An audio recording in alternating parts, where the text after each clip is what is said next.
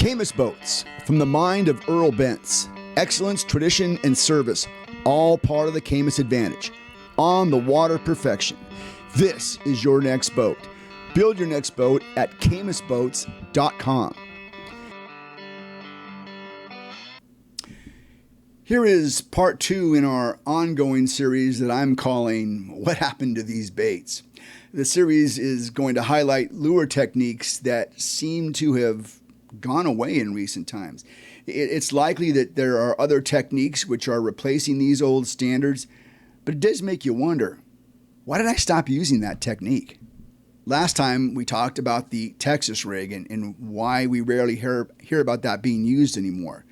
I talked about my own fishing. I used to catch a lot of fish on a Texas rig worm, but I don't seem to do that anymore. This week, it's the spinnerbait. Man, I used to catch a lot of fish on a spinnerbait. And it just seems like it's been a long time since I even tied one on.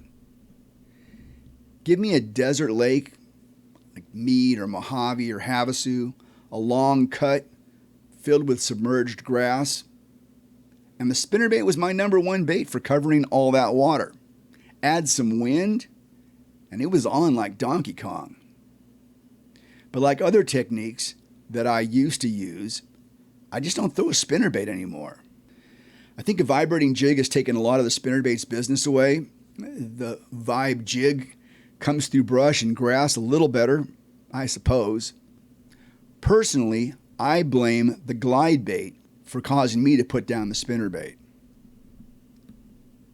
Under those same conditions that I mentioned, a big, bright glide bait seems to be my choice. I can throw it a mile, I can see it from a mile away, and the fish that attack it seem to be bigger. And when they don't actually bite it, they show themselves, which allows me to follow up with a different technique. So there you go. Am I missing out on fish catches because I've put away the spinnerbait and brought out the bigger glide bait? Probably. But the promise of bigger fish makes it hard for me to ignore the glide bait.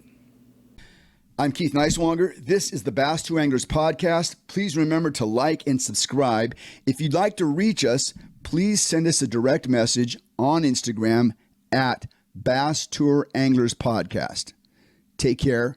Be safe. We'll talk to you next time.